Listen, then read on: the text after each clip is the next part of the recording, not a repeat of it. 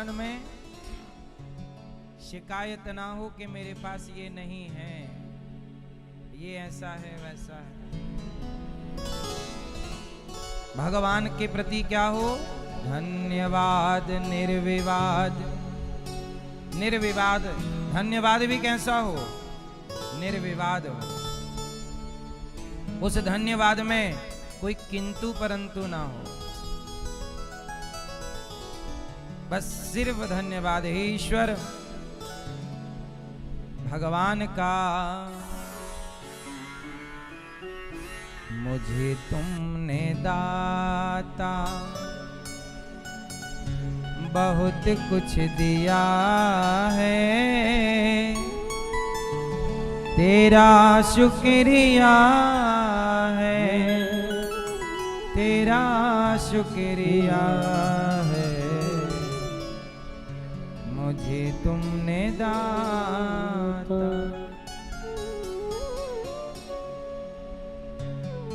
यही भाव भक्त का हो। जीवन में कभी परेशान हो तो सीताराम सीताराम सीताराम कहिए, और जाहि विधि रखें राम ताहि विधि रहिए। ये प्रार्थना गुनगुना लिया करिए। जिंदगी की डोर सौंप हाथ दीनानाथ के, हमने सौंप दिया, अब आप महलों में रखो, चाहे झोपड़ी में वास दो। हमारी शिकायत नहीं है। हम महलों में रह के बहुत खुश नहीं हैं और झोपड़ी में रह के बहुत दुखी नहीं हैं। हम तो दोनों को आपका प्रसाद मानते हैं। महल दिए वो भी आपका प्रसाद है, और झोपड़ी दी वो भी आपका प्रसाद है। हमें आपने 56 भोग दिए वो भी आपका प्रसाद है, और नमक रोटी दी वो भी आपका प्रसाद है। हमें ये नहीं है कि आपने ये क्यों नहीं दिया, ऐसा है तो हमें ऐसा ही चाहिए। हम किसी चीज के आदी ना बने।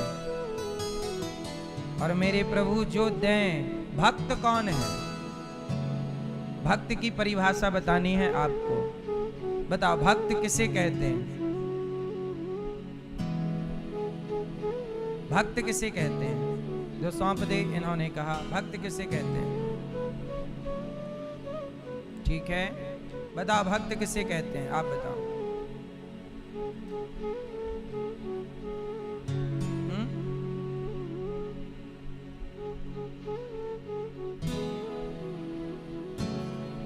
भक्त किसे कहते हैं? इस प्रश्न का आप सबने उत्तर सही दिया, पर इसका जो मूल उत्तर है वो ये है, भक्त किसे कहते हैं? जो हर हाल में प्रसन्न रहकर ईश्वर की ओर देखे, वो दुखी नहीं होता। जो भक्त होता है ना, वो कभी दुखी नहीं होता। मीरा ने जब जहर पिया तो रोते रोते नहीं पिया, हंसते हंसते। मीरा रोए क्यों? हम क्यों रोए? भाई आपकी मर्जी है, संसार आपका है। भाई ये बताओ, आपके घर में हम आए, अब आपकी मर्जी होए तो अपने घर में आप हमें जगह दो आज रहने के लिए। यदि आप मना कर देंगे तो हमारा अधिकार नहीं है कि हम जबरदस्ती करें। हम बाहर आ जाएंगे आपके घर से। हम आपके घर जाएं, आपकी मर्जी है कि हमें क्या खिलाना है। क्यों? आपकी मर्जी है हमें कैसे रखना, क्या खिलाना। हम तो अब आपके घर पे है ना। ऐसे ही ये संसार भगवान का घर है, और आप लोग किसके घर पर हो? भगवान के। तो भगवान के घर पर हो तो भगवान जहर पिलाएं तो प्रभु मर्जी आपकी। आप जहर चाहते हैं मैं पीऊं, तो मीराबाई ने पी लिया कि मैं तो प्रभु की हूं, तुम्हारी यही इच्छा है, मैं पी जाती हूं, तो वो पी गई। तो जो व्यक्ति ये मान लेता है कि ये जगत ईश्वर का घर है, और यहाँ पर जो हो रहा है आपके घर में, आपकी मर्जी चलेगी, मेरी नहीं चलेगी। यदि मैं आपके घर में गया और आपके घर में जाके मैंने पराठे खाए या रोटी खाई, तो वो किसकी मर्जी से खाई, मेरी या आपकी?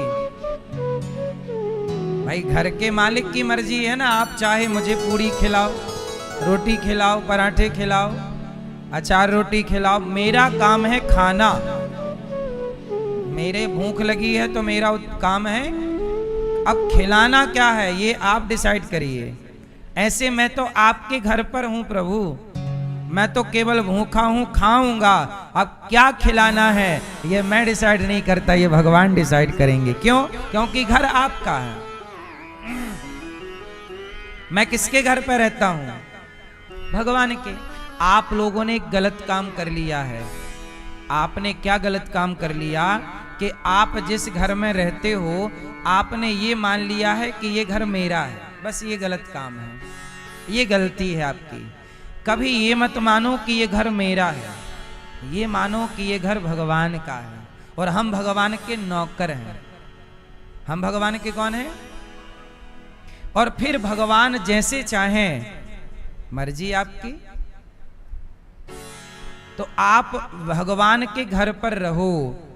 अब जो व्यक्ति ये मान लेता है कि ये घर भगवान का है, जो खा रहा हूं प्रभु इच्छा है, तो बताओ वो हर समय भक्ति ही तो कर रहा है, हर क्षण वो याद किसे कर रहा है? भगवान को। आप गलती क्या कर जाते हैं कि सबको अपना मान लेते हैं। घर मेरा, ये मेरा नहीं, सब कुछ भगवान का है। मेरा मुझ में कुछ नहीं, जो कुछ है तेरा, तेरा तुझको अर्पण, क्या लागे मेरा। यही भाव श्रेष्ठ भाव है कि घर भगवान का है। हमारे श्री राजकुमार तायल जी और परीक्षित बन के श्री राजकुमार तायल जी और श्रीमती शिखा तायल जी, आप परीक्षित बन के कथा सुन रहे हैं और आप लोग भी यही भाव रखते हैं कि ये सब कुछ हमारा नहीं, भगवान का है। यही भाव भगवान को अच्छा लगता है। भगवान आपको प्रसन्न रखें। साथ हैं हमारे श्री अनिल कुमार गुप्ता जी और श्रीमती रजनी गुप्ता जी। आपने भी यही भाव रखा है कि हम कुछ नहीं हैं, जो कुछ हैं भगवान हैं। हम तो भगवान के तुच्छ से सेवक हैं, दास हैं। यही भाव हमें नम्र बनाता है, यही भाव हमें महान बनाता है। तो आप सब भगवान के परम भक्त हैं। आप सब ने जो कार्य किया है, आप लोगों ने भागवत क्या सुन ली, आप लोगों के कारण हजारों लाखों लोगों ने भागवत सुन ली। ये सारा पुण्य आपका है, ये यज्ञ है, भागवत सप्ताह ज्ञान यज्ञ। भगवान आप सबको खूब सुखी और स्वस्थ रखें। स्वर्गीय श्री राम विलास तायल जी और स्वर्गीय श्री जगदीश चंद्र गुप्ता जी की स्मृति में ये सुंदर सी कथा का वृंदावन धाम में आप आयोजन कर रहे हैं और अपने पूर्वजों की खुशहाली के लिए कार्य कर रहे हैं। जो अपने पूर्वजों के लिए, पितरों के लिए कार्य करते हैं, उन पर पितरों की कृपा बनती है और उनके जीवन में कभी पितृ दोष नहीं होता। भागवत सुनने से ही पितृदोष समाप्त होता है। इसलिए आप भी जीवन में एक बार भागवत जी सुने। अभी यहाँ भक्तों ने पोथी पाठ भी बिठा रखा है। जिस भक्त ने जो कामना से पोथी पाठ बिठाई है, आपकी वह कामना भागवत जी जरूर पूरी करेंगे। कुछ लोग यहाँ आ नहीं सके तो घर बैठे ही अपनी ओर से अपने पितरों के नाम से भागवत जी के पोथी पाठ बिठाए हैं। आप लोग भी आने वाले समय पर 19 जुलाई से 25 जुलाई यहाँ भागवत जी के पोथी पाठ होंगे। आप लोग भी अपने पितरों के कल्याणार्थ भागवत जी के पोथी पाठ करा सकते हैं।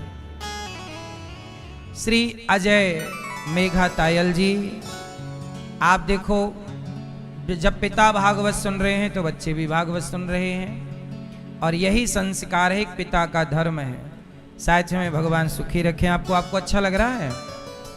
श्री रोहित और दिव्या तायल जी, आपको अच्छा लग रहा है? भगवान आपको स्वस्थ रखें और सुखी रखें, प्रसन्न रखें। श्री अनुश्री पल्लव गर्ग जी, अच्छा लग रहा है आपको? और श्री राजश्री प्रखर प्रताप सिंह जी और रितिका जी, समस्त तायल एवं गुप्ता परिवार हितकारी उपभोक्ता भंडार मोदी नगर गाजियाबाद नोएडा से आप आए हैं। एक बार पूरे परिवार का ताली बजा के स्वागत वंदन करें। और आपके परिवार में जो आए हैं सबका स्वागत है। हमारे श्री राजकुमार तायल जी और श्री अनिल कुमार जी, श्रीमती शिखा जी और श्री रजनी जी, आपने केवल भागवत नहीं सुनी, संतों का भोजन भी इन्होंने कराया। यहाँ की सारी सेवाओं से भी अपने आप को आपने जोड़ा है, अन्नदान भी आपने किया है। भगवान आपको खूब प्रसन्न रखें। जितना धन आप धर्म से जोड़ते हैं वह धन कई गुना होकर हमें वापस मिल जाता है। श्री शिव शंकर पवन कुमार जी हरीश फतेहपुरिया अजमेर वाले यजमान परिवार से आप आए हैं। श्री पवन कुमार हरीश, आपने 31,000 रुपए देकर आपने यहाँ अन्न सेवा की है, अन्नदान किया है। माताओं का, संतों का, भक्तों का भोजन, देखो वृंदावन धाम में आकर इन्होंने अन्नदान करके ये पुण्य किया है। भगवान आपको स्वस्थ रखें, सुखी रखें। साथ ही उमेश कंसल, सोनिया कंसल जी, आप भी 21,000 रुपए देकर एक वृद्ध माँ को आप गोद ले रही हैं और माँ को अन्नदान कर रही हैं। साथ ही अनिल गुप्ता जी, अनुश्री गुप्ता जी यजमान परिवार से हैं। आप 31,000 रुपए देकर दिन भर भोजन बंटवा करके पुण्य कर रही हैं। गौरी गोपाल में आज जो दिन भर भोजन बटेगा आपकी ओर से बटेगा। भगवान आपको प्रसन्न रखें। और अनुश्री गुप्ता जी, आप भी 21,000 रुपए का और आपने सहयोग किया और आपने माताओं के भोजन में भी सहयोग किया। भगवान आपको सुखी रखें। बेसहारा माँओं को बच्चों ने तो निकाल दिया, पर आप लोग जैसे धरती पर महान लोग हैं जो किसी का सहारा बनते हैं। भगवान आपको प्रसन्न रखें। साथ ही सुमन बजाज जी, स्वर्गीय श्री अनिल बजाज जी मोदी नगर से हैं। आप 51,000 रुपए मैया सहयोग कर रही हैं और पूरे गौरी गोपाल की सभी सेवाओं से अपने आप को जोड़ रही हैं। मैया एक बार तालियां बजा के सभी दानवीर महापुरुषों का स्वागत वंदन करें। मैया आपने बड़ा पुण्य किया, आपने इतना बड़ा पुण्य किया, इतनी माँओं के बारे में, यहाँ की सेवाओं के बारे में सोचा आपने।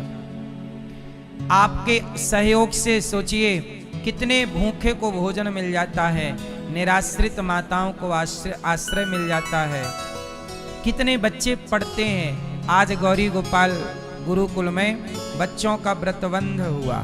व्रतबंध मतलब यज्ञोपवीत, यज्ञोपवीत मतलब जनेऊ संस्कार। यहाँ बच्चे पढ़ते हैं और ये देखो आज गुरुकुल में ये बच्चों के यज्ञोपवीत का कार्यक्रम हुआ और बच्चों का यज्ञोपवीत संस्कार हुआ। अब ये वेद पढ़ने के अधिकारी हो गए यज्ञोपवीत के बाद। ये गौरी गोपाल गुरुकुल के बच्चे हैं जो यहाँ पढ़ते हैं। 150 बच्चे हैं। आप सबके सहयोग से बच्चों को नाश्ता, भोजन और निःशुल्क शिक्षा मिल रही है। आपका बहुत बहुत धन्यवाद सभी दानवीर महापुरुषों का। आप भी इस योग्य हैं तो इन सेवाओं से अपने आप को अवश्य जोड़िएगा। प्रिय भक्तों, कल हम लोगों ने कथा में सुना कि भगवान प्रकट हुए। भगवान क्या हुए? मैया राधे राधे। सबको जय श्रीमन नारायण, जय श्री कृष्णा, राधे राधे, जय गौरी गोपाल। मैया, ओ मोबाइल वाली मैया, बैठ के चला लो मोबाइल मेरी माँ, बैठ जाओ। सुनो, क्या हुआ कि भगवान प्रकट हो गए। अच्छा, हम लोग क्या होते हैं? हम लोग क्या होते हैं? हम लोग जन्म लेते हैं। और भगवान क्या होते हैं? जन्म में और प्रकट में क्या अंतर है? अंतर बताओ भैया जी। नहीं बताओगे? नहीं? गुस्सा हो क्या? नहीं? आप बताओ, बगल वाले भैया हेल्प करो इनकी, चश्मा वाले भैया।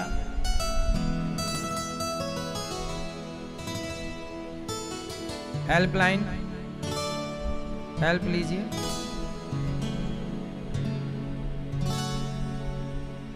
जन्म और अवतार प्रकट भगवान क्या होते हैं?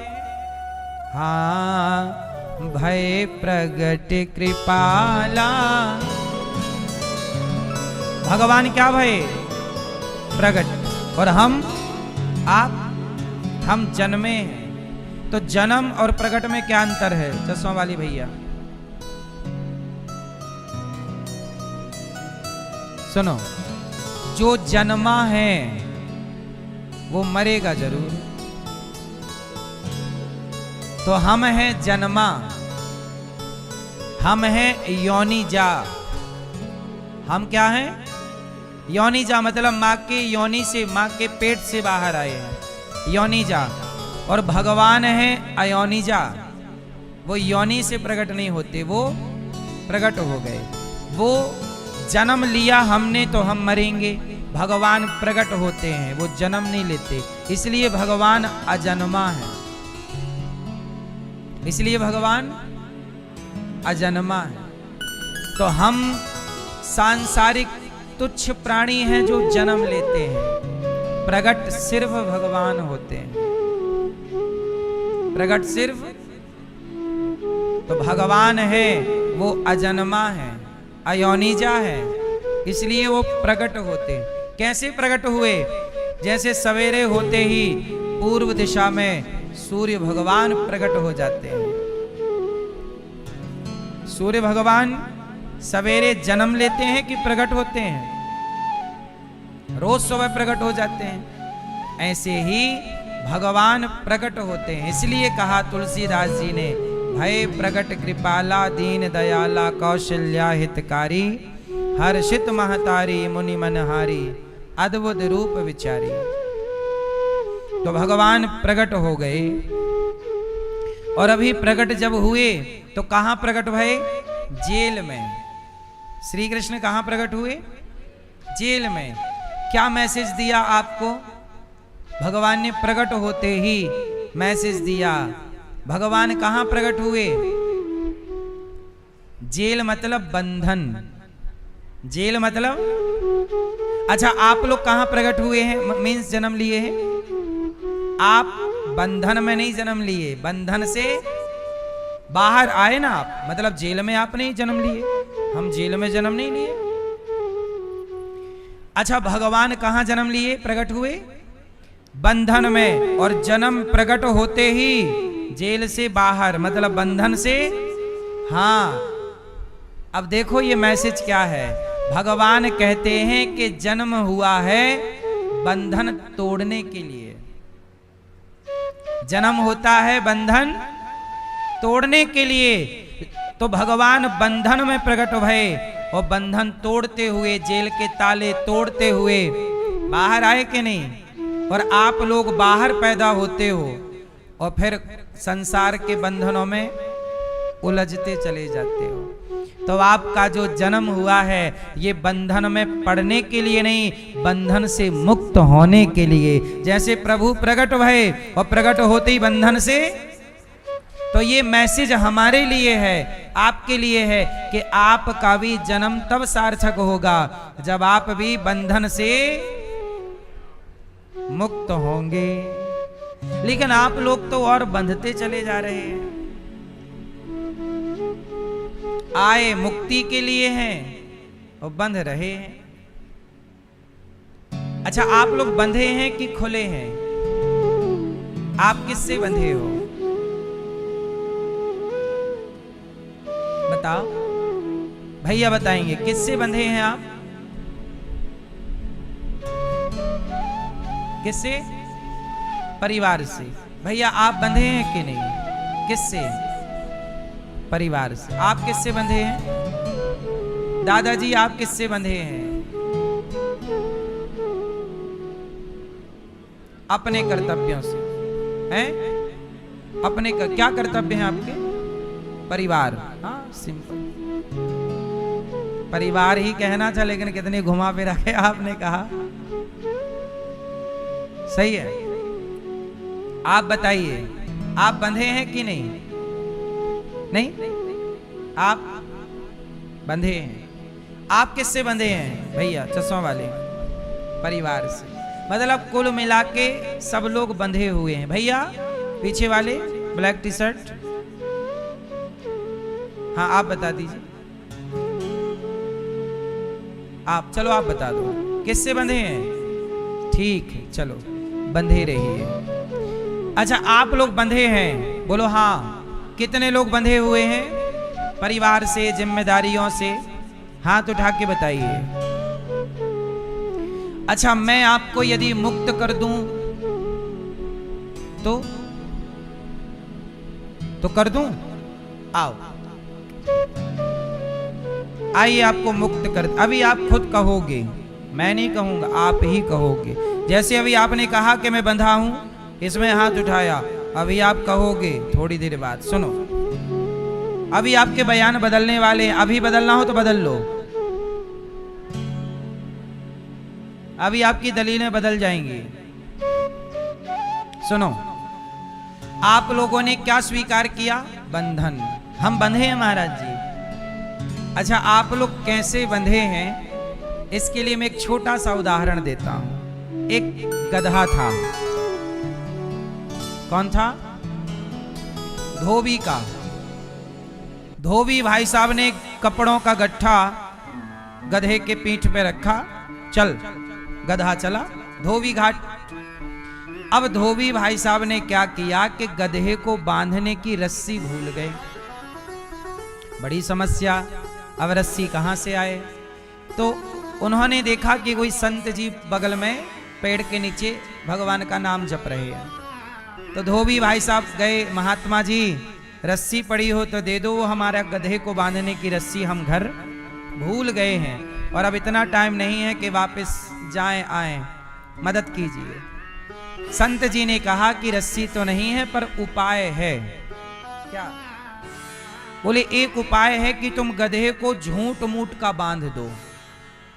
कैसे बांधो? झूठ मूठ का।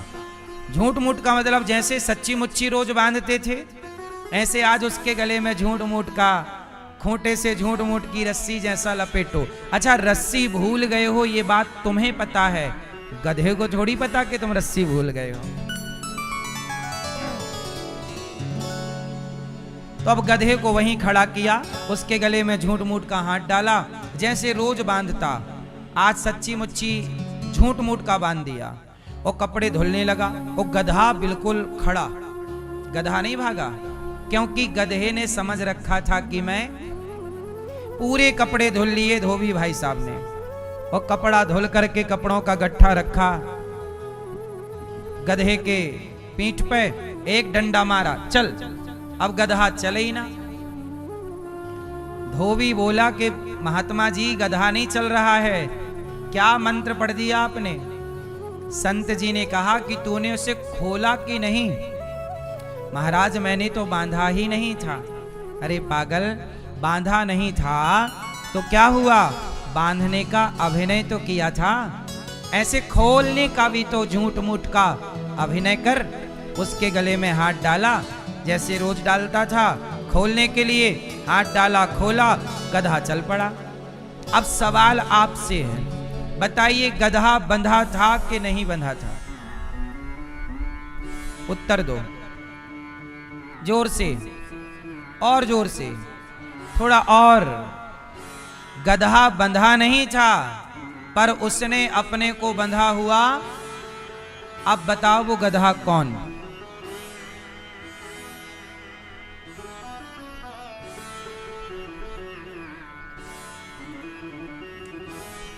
समझ गए? गधा बंधा नहीं था पर उसने अपने को बंधा हुआ मान लिया। इसी तरह इस संसार में कोई भी किसी से नहीं बंधा, लेकिन आप भी अपने को जगत में बंधा हुआ मान चुके हैं कि हम परिवार से बंधे हैं। आज के आज यदि चले जाएं हम, तो क्या परिवार का कोई काम रुकेगा? आपने कहा हम परिवार से बंधे हैं, तो बताओ आपके मरने के बाद क्या आपके परिवार में क्या चूल्हा नहीं जलेगा? क्या शादियां नहीं होंगी? क्या खुशियां नहीं आएंगी? क्या लोग हंसेंगे नहीं? क्या बच्चे पैदा नहीं होंगे? क्या सूर्योदय नहीं होगा? क्या सूर्यास्त नहीं होगा? आपकी जरूरत किसको थी? जब तक हो तो मान बैठे हो कि मैं हूं, मेरी आवश्यकता है। सच्ची बात यह है कि जो चले गए, बताइए ना, चले गए, जो उनके जाने के बाद क्या काम रुका आप लोगों का?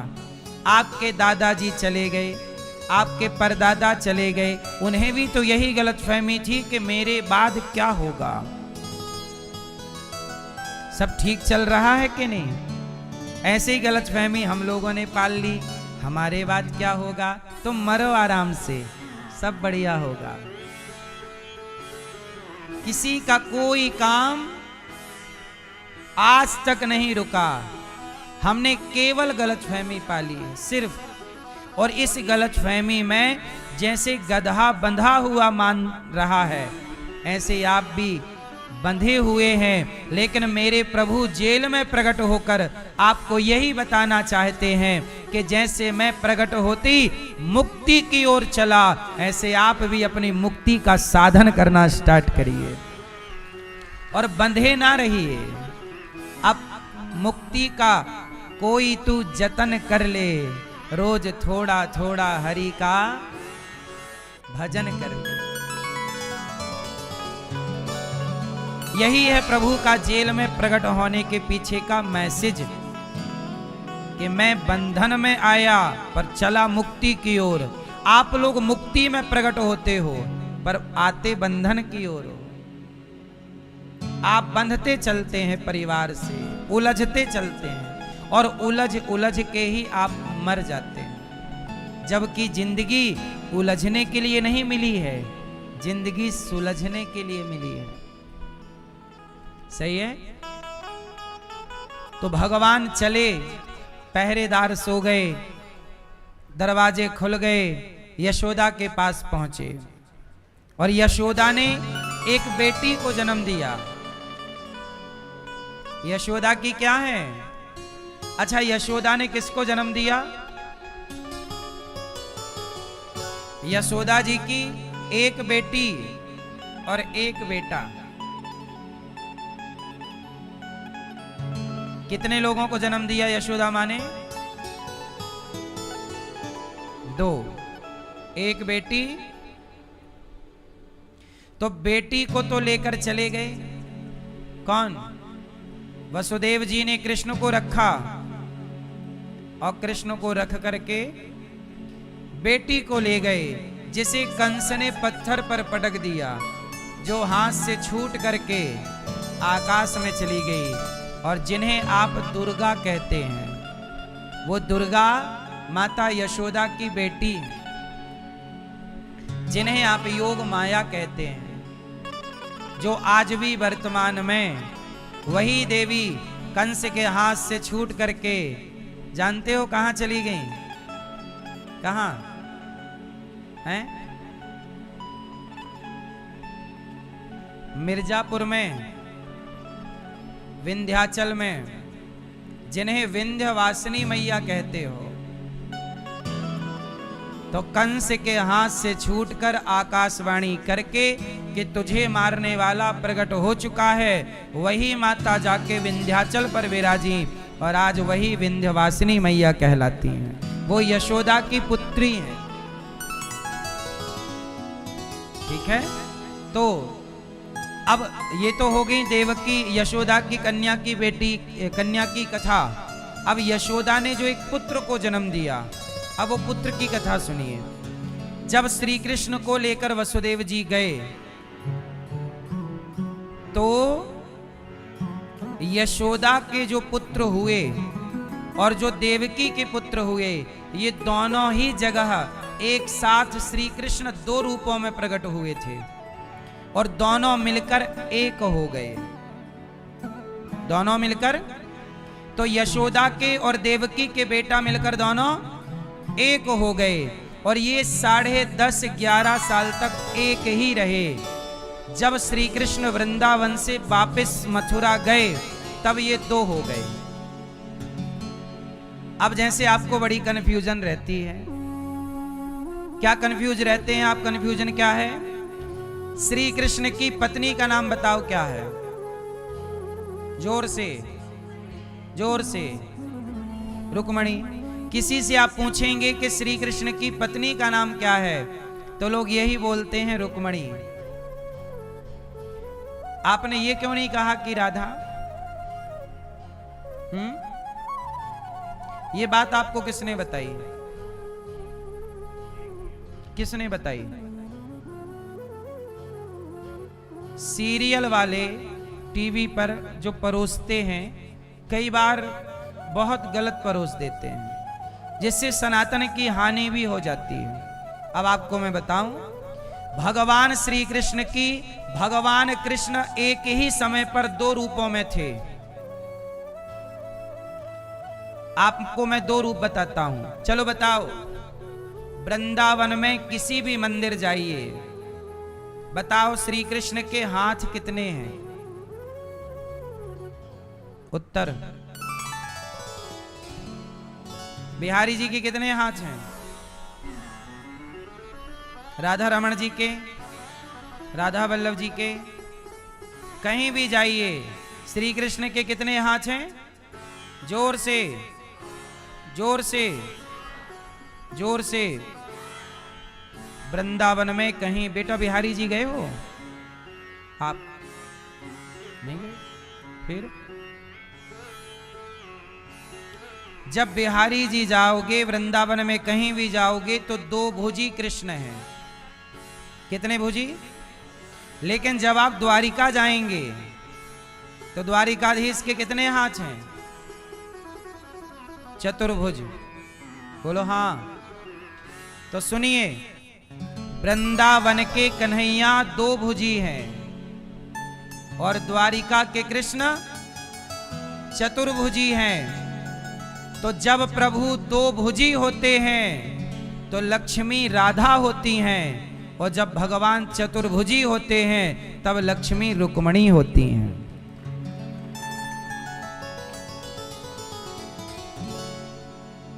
इसलिए जो वृंदावन के कन्हैया हैं वो यशोदा के पुत्र हैं, और जो द्वारिका के कन्हैया हैं वो देवकी पुत्र हैं। इसलिए कहा कि वृंदावन के कन्हैया कभी वृंदावन से बाहर नहीं जाते।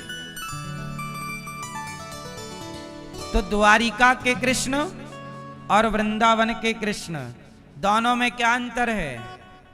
एक 2 भुजी हैं और एक, जब तक श्री कृष्ण वृंदावन में रहे क्या अभी भी हैं, पर लीला के लिए मैं ये बात कह रहा हूं। जब तक प्रभु की वो लीला यहां पर थी तब तक प्रभु के 2 ही भुज थे, और जैसे ही द्वारिका गए तो भगवान हमेशा अपनी पत्नियों के साथ चतुर्भुज रूप में ही रहा करते थे। पूर्ण कृष्ण मतलब वृंदावन में जब तक थे तो छिप कर के रहते थे। छिप कर क्या?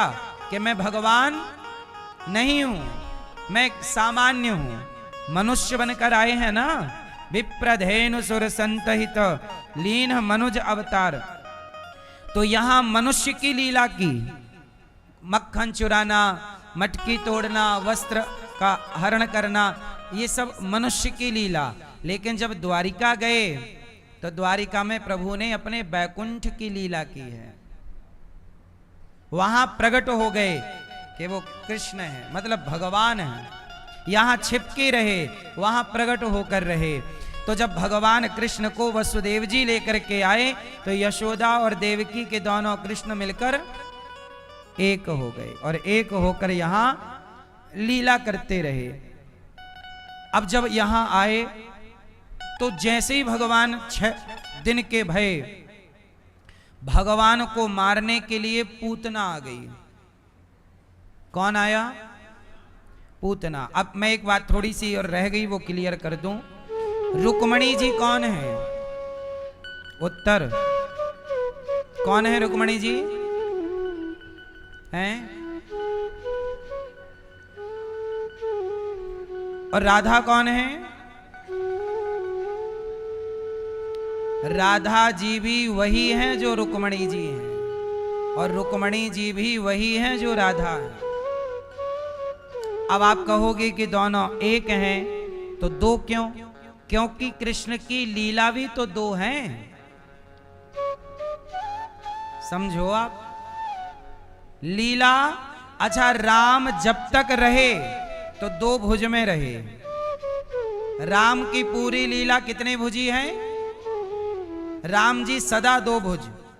लेकिन भगवान श्री कृष्ण के दो लीला हुई, दो भुजी। और तो दो भुजी जब होंगी, जब दो भुजी लीला होगी, तो लक्ष्मी जी क्या बन जाएंगी? जोर से, राधा। और चतुर्भुजी होंगी तो इसलिए जहां दो भुज के कृष्ण होंगे, सदा उनके संग राधा जी ही विराजेंगी। और जहां चतुर्भुज होंगे, वहां रुक्मणी जी विराजेंगी। तो अब आपको एक चीज क्लियर करनी है कि रुक्मणी और राधा ये दोनों कौन हैं? अच्छा बताओ, रुक्मणी जी रुक्मणी होने से पहले क्या थी?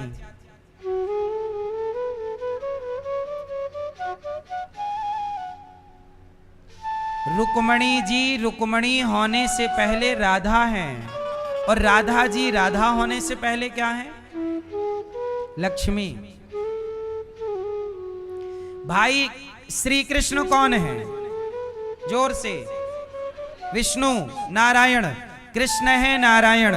तो जब बैकुंठ से नारायण कृष्ण बनकर आए, तो बैकुंठ की लक्ष्मी भी तो यहां राधा बनकर आ गई।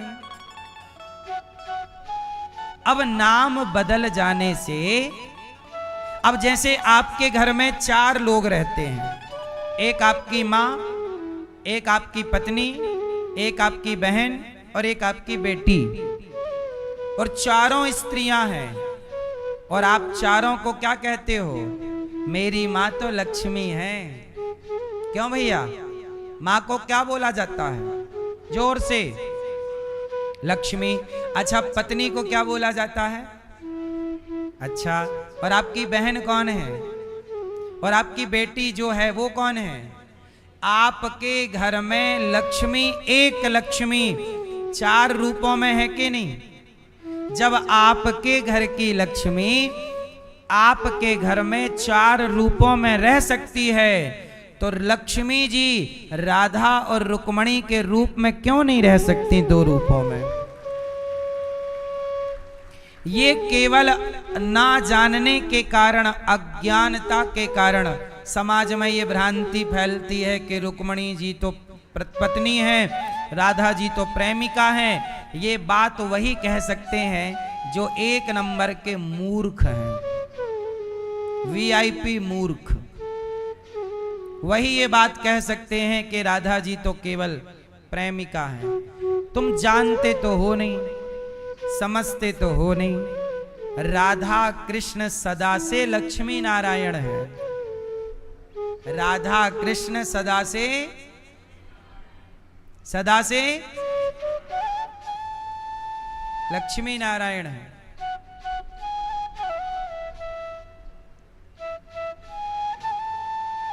अब कृष्ण कौन है ये आपने समझ लिया।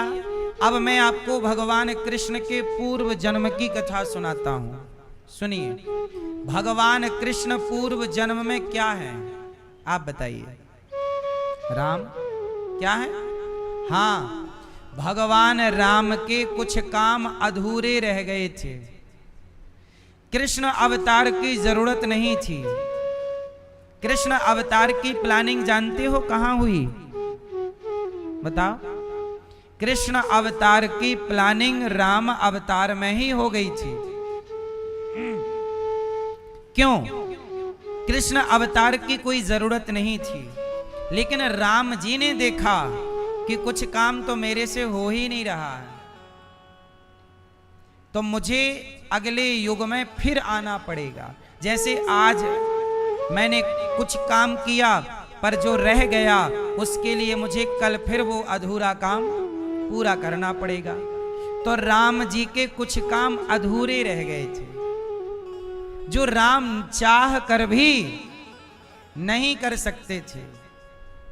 अब वो काम क्या है, तो वो काम सुनो।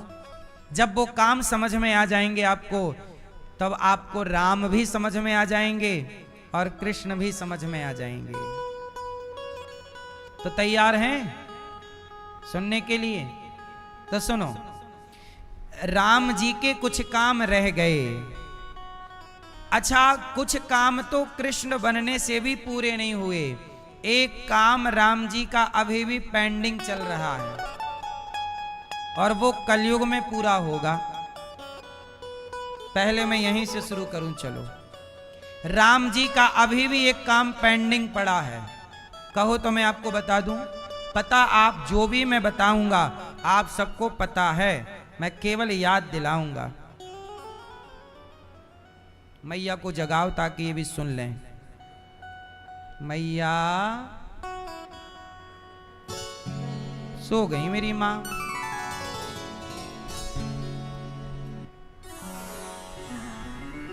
सुनो, राम जी का एक काम अभी भी पेंडिंग है। ये घटना तब की है जब राम वनवास से लौटे। जब वनवास जा रहे थे तो रास्ते में, जानते हो, राम जी को वैष्णव देवी मिल गई। वैष्णवी मैया, जिन्हें आप वैष्णव देवी कहते, वैष्णो देवी।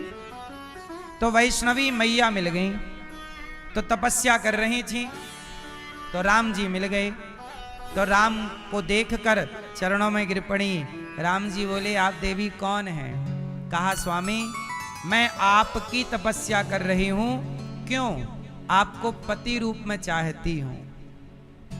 राम जी बोले, आप थोड़ी लेट हो गई, मेरा तो विवाह हो गया। नहीं प्रभु, आप तो प्रभु हैं, मेरे से भी कर लो, 2 हो जाएंगे ना।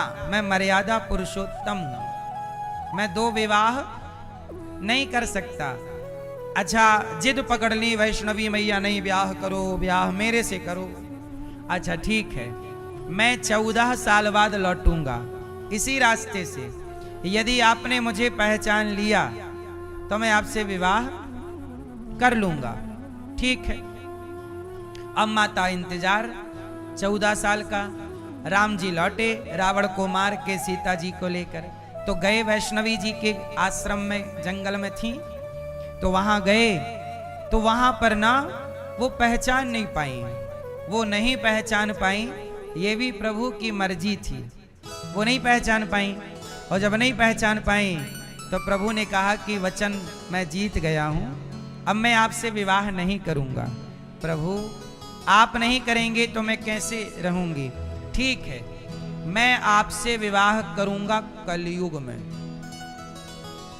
अभी जाओ आप तपस्या करो और भक्तों की पुकार सुनती रहना, और मैं कलयुग में आऊंगा तब आपसे विवाह करूंगा।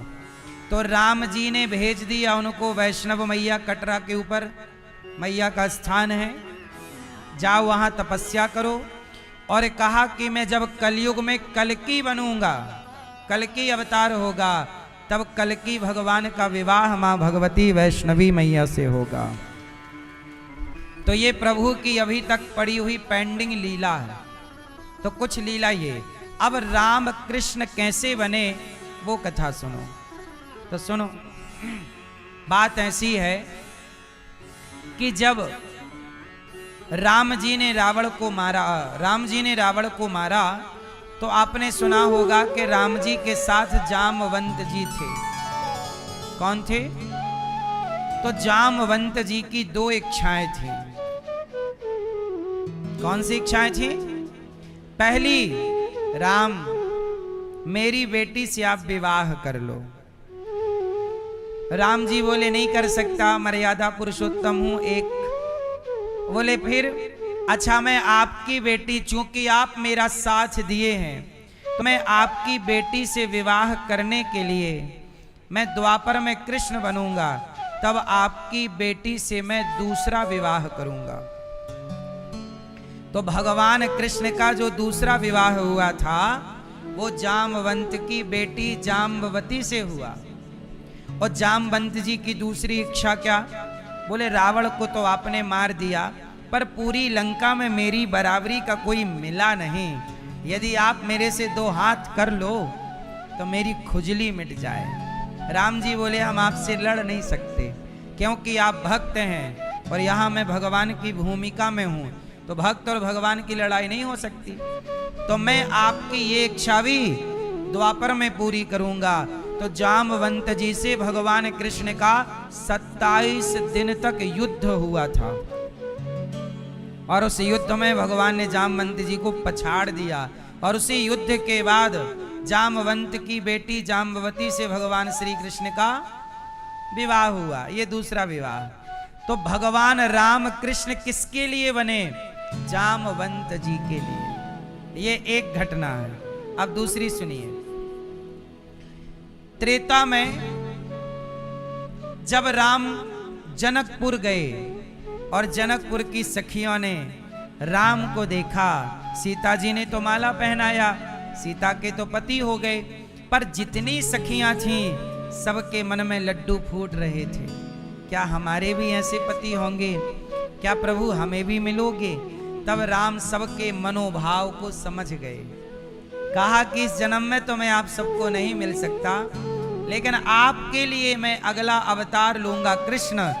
तब आप मेरी गोपियां बनकर आना और मैं गोपी बनकर हर सुख आपको प्रदान करूंगा। इसलिए कभी माखन गोपियों के घर जाकर चुराते हैं, कभी गोपियों की गोद में जाके उछलने लग जाते हैं, कभी गोपियों के बाल पकड़ के भगवान खींचने लग जाते हैं, कभी गोपियों के वस्त्र चुराकर गोपियों को सुख देते हैं, क्योंकि वो सुख देने का वचन पुराना है।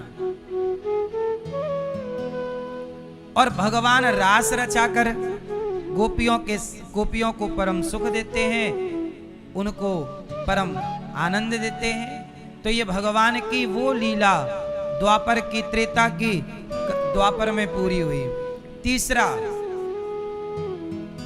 आपको याद होगा राम जी से विवाह करना चाहती थी एक स्त्री, और रावण की क्या नाम था? सूपनखा। वो राम से कहती है आप बहुत सुंदर हैं, मेरे से ब्याह कर लो। राम जी बोले तेरे से सुंदर मेरी पत्नी है, मैं तेरे से क्यों करूं? पुरुषों को ये सेंटेंस याद कर लेना चाहिए, किसी भी स्त्री की तारीफ ना किया करो। आपकी पत्नी ही सबसे सुंदर है, उससे सुंदर कोई नहीं। जो आदमी किसी को ये कहता पकड़ जाए कि तुम बहुत सुंदर हो, समझ लेना कि चक्कर में पड़ेगा।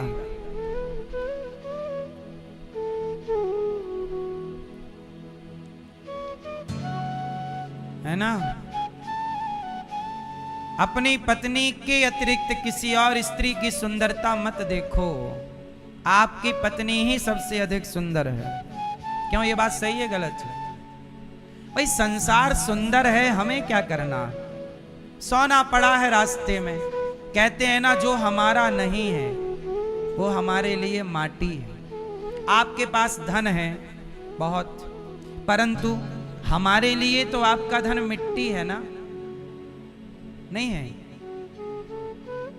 आप किसी का धन देखो तो आपकी नजर में दूसरे का धन क्या है? माटी है। तो भाई हमारा धन ही हमारे लिए श्रेष्ठ है, आपका धन हमारे लिए माटी है। ऐसे हमारी पत्नी ही हमारे लिए श्रेष्ठ है, दूसरे की स्त्री हमारी केवल माँ है, हमारी केवल बहन है, हमारी केवल बेटी है। ये भाव सही है। पर नारी क्या है होती है? पराई स्त्री राम के आगे आई, सूपनखा बहुत सुंदर हो, तो सम पुरुष नमो सम नारी, यह संयोग विधि रचा विचारी। कर लो ब्याह। राम जी बोले नहीं हो सकता। सूपनखा जिद करने लग गई, मैं तो ब्याह करूंगी, तेरे आपसे करूंगी। फिर आप सब जानते हैं नाक वाक कट गई। अच्छा, सूपनखा की नाक क्यों काटी लक्ष्मण जी ने? नाक ही क्यों काटी? हाथ काट लेते, पांव काट लेते, लंगड़ी कर देते, नाक काटी